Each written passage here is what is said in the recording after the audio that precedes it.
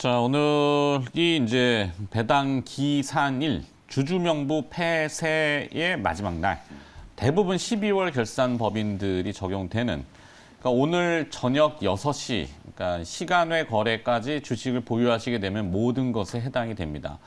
자, 이것을 회피하고자 한다면은 장중에 이제 뭐 물량을 처분하거나 주식을 처분하거나 하면 되는데, 어떤 결정인지는 뭐 본인의 선택이니까. 근데 이제 기업마다 요즘 많이 나오는 얘기가 이제 드라마 뭐죠? 그 재벌집 막내 아들이 쏘아 올린 또 다른 그 경영권에 대한 이슈들.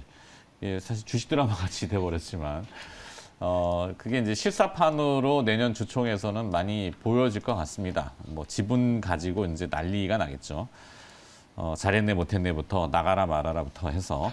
자, 그래서 오늘 주제는 내년 정기주총에서 만나요. 만나든 말든 뭐 만날지 안 만날지 모르겠습니다만 만나는 회사들이 많이 있을 것 같은데 SM이죠, SM.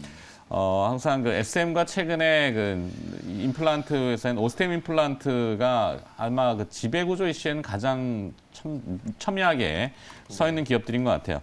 이 SM은 잘 아시겠지만 온라인 파트너스 자산운용, 이하 뭐 온라인이라고 표현하죠. 행동주의 펀드라고 표현하던데 19일 날짜로 SM 엔터테인먼트 측에 서신 주주서한을 보냈죠. 이사회의 과반수를 사회 이사로 구성해서 회사의 독립성을 확보할 것을 요구했다.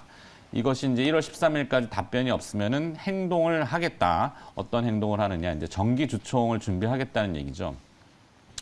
온라인은 이날 보도 자료를 통해서 이런 내용 포함해서 8개의 요구사항, 주주가치 제고, 그러니까 배당을 정확히 해라. 이익이 났으면은 배당도 정확히 해주고, 주주들의 그러니까 주가를 어떻게 뭐 해라는 건 아니지만 주식이라는 것이 제값을 받도록 회사가 노력을 정당하게 해야 된다. 꼼수 쓰지 말아죠.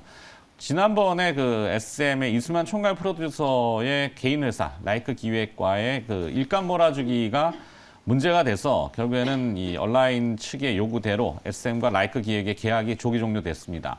하지만 이수만 의장 측에서 그냥 고스란히 물러날까 싶긴 해요. 창립을 했고 회사에 대한 욕심도 있고 뭐 당연히 대주주로서의 어떤 지배권도 행사할 여력이 있겠죠. 그건 정당한 거니까.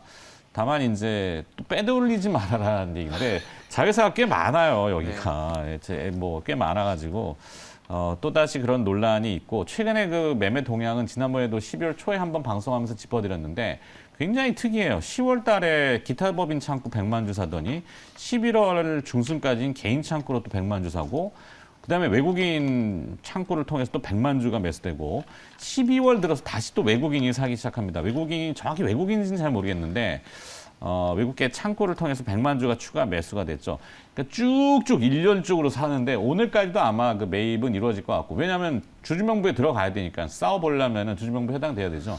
그러니까 이수만 총괄 프로듀서 측과 주주연합 측 여기가 이제 지분 싸움이 들어가는데 흥미로울 것 같아서 흥미롭다는 거는 뭐 주가가 경영권이나 지배구조 이슈 때문에 그것 때문에 뭐 거품이 껴갖고 오르는 것보다는 정상 값어치를 받으면서 이제 해소되는 부분이 우리나라 기업들한테 조금 명확하게 많이 나왔으면 좋겠긴 해요.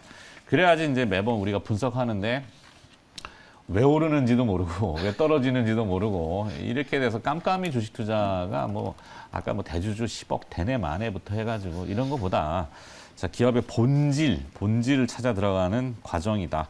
그래서 오늘 SM을 다시 한번 보겠습니다. 네. 말씀해 주신 것처럼 이제 또 온라인 쪽에서 다시 이제 주주 서한을 발송을 해가지고 그게 이제 내년 1월 13일까지 답변을 이제 달라라고 이제 이렇게 이제 되어 있는 상태고요. 뭐 여러 가지 이제 요구 사항들이 있어요. 뭐 지금 잘 설명해 주셨지만 가장 핵심은 결국은 이게 이제 SM이 기업 가치를 제대로 평가를 못 받고 있다. 그러니까 우리가 주주로서 기업 가치 좀 제대로 평가받을 수 있도록 뭐 앞으로 이제 배당 성향도 좀 높여주고 그 다음에 이제 또 눈에 띄는 대목이 이제 SM USA 같은 이런 미국의 사실 이게 이제 뭐 연예 기획 회사가 아니고 부동산 회사라고 하더라고요. SM USA. 그러니까. 이런 회사들. 그 다음에 이제 드림메이커 요게 이제 공연을 이제 주로 이제 추진을 하는 회사인데 뭐 워낙 이제 적자에 좀 허덕이고 있어서 영업이익 많이 까먹고 있고. 그래서 이수만 총괄 프로듀서의 부동산 취득 논란이 있잖아요. 또. 네. 그래서 그런 이제 부실 자회사들, 뭐 부실이라고 표현하기 좀 그렇습니다만 어쨌든 이제 관계사들, 자회사들의 어떤 지분과 그리고 이제 그 자회사들의 어떤 구조 조정 이런 것들을 이제 요구하는 게 어찌 보면 이제 핵심이라고 이제 보시면 될 것 같거든요. 다만 이제 SM의 기업 가치 뭐 이런 여러 가지 이제 논란들을 떠나서 기업 가치적인 측면에서 본다라고 하면 지금 우리나라의 엔터 이제 4사 하이브를 이제 필두로 해가지고 SM, YG 엔터 그다음에 이제 JYP까지 이제 엔터 4사들이 이제 평균적으로 PER을 따져보면은 한 30배 정도 된다라고 해요. 네. 근데 이제 SM 같은 경우에는 내년도에 이제 영업이익을 이제 감안을 하더라도 한 20배 정도밖에 안 되니까 3분기까지 영업이익이 지난해 영업이익을 다 커버했죠. 뛰어넘었죠. 네, 그렇죠. 4분기에 뭐 뻘짓만 안 했으면은 온기적으로는 네. 이익이 4분기 늘어나야 돼요. 4분기 더 좋았겠죠. 왜냐하면 이제 그래야죠. 오프라인 공연이 이제 그러면 매출까지 인식이 배당 됐으니까. 또 높여야 되고. 그렇죠. 이제 그런 측면에서 봤을 때 주주의 입장에서 보면 SM이 이렇게 저평가되어 있는데 그 저평가되어 있는 근본적인 원인이 결국 이제 라이크 기획 요거 때문이 아니었는가. 여기로 이제 새 나가는 수수료들이 내년도에 만약에 이제 SM 내부적인 어떤 프로듀싱 역량을 갖고 있는 이 내부적인 이제 인력들에 의해서 이제 소화가 된다라고 하면 내년에 이제 뭐 보수적으로 잡아서 이제 증액되는 이제 영업이익이 한 250억에서 한 300억 정도 이제 된다라고 보는 거예요. 네. 그 부분에 대한 이제 어찌 보면 이제 기업 가치의 이제 반영 요거를 이제 적극적으로 이제 요구하는 거라고 보고 그런 측면에서 보면 이제 주가는 산술적으로 한 10만 원 정도까지는 가야 된다. 뭐 그런 이제 생각이거든요. 그래서 말씀드렸던 것처럼 결국 이제 표대결이 이제 예상되는 거기 때문에 오늘이 어찌 보면 이제 좀 그 빅 이벤트 데이가 될 수 그러게요. 있는 거예요. 네. SM 입장에서는. SM하고 오스템 임플란트하고는 흥미롭겠다. 그렇죠. 그래서 이제 마지막 이제 연말 이제 지분 싸움을 하기 위해서 오늘 얼마나 좀 공격적으로 매수가 좀 들어올 수 있을지도 좀 관전 포인트 중에 하나다. 이렇게 이제 보시면 될 것 같고 뭐 사실 이제 SM이 이제 여러분들이 이제 이슈 속에서는 당연히 이제 좀 가장 관심을 가져야 되는 픽이라고 이제 볼 수 있는데 네. 저는 이제 그나마 좀 관계에서 조금 말씀드리면 이제 키스트. 키스트? 요 키스트도 이제 SM에서 이제 인수를 해가지고 최대 주주가 이제 SM 스튜디오스라고 하는 이제 회사기 때문에 결국 네. 이제 관계 회사로 이제 분류할 수 있기 때문에 키스트도 뭐 사실 이제 연예 기획 쪽보다는 이제 뭐 배우 쪽 요런 이제 또 라인업을 이제 많이 좀 갖고 있는 기업이라서 사실 이제 조금 대비되는 측면에서 이제 키스트도 또 특히 최근에 이제 아무래도 이제 컨텐츠나 엔터 이런 쪽은 또 중국발 모멘텀이 이제 조금 강했잖아요. 네. 그래서 이제 여러 이제 중소형주들 중에서도 중국향 모멘텀을 좀 기대할 수 있을 만한 종목 중에 하나가 키스트이기 때문에 저는 이제 붙여드리는 종목은 키스트 한번 말씀 좀 드려보겠습니다. 좋습니다. 어제 디어유 네. 또 논란이 있었죠. 네. 네, 디어유는 주가 공모하고 막 미끄러져 내리는데 임직원들은 주식 팔았어요. 그죠? SM의 또 관계사가 디어유인데 이게 네. 도대체 엔터는 어디서 무엇이 쓰는지 모르겠네 진짜. 뭐 이런 행태가 욕을 먹는 거죠. 뭐. 네? 욕을 먹는 거죠. 뭐 그러니까 이러면은 주주들이 좋아하겠네요. 네. 네. 자, 그래서 SM 뭐 그 조금 전에 그 잠시 언급이 됐던 회사인데 저는 앞으로 뭐 시끄러질 거라는 것은 당연하다고 봐야 될 것 같고 그리고 그 중에서 아마 SM이 가장 민감하게 반응할 수밖에 없는 게 회계장부 공개 네. 이 부분이거든요. 우리 집 가계부를 공개하는 건 그 쉬운 일은 절대 아니거든요.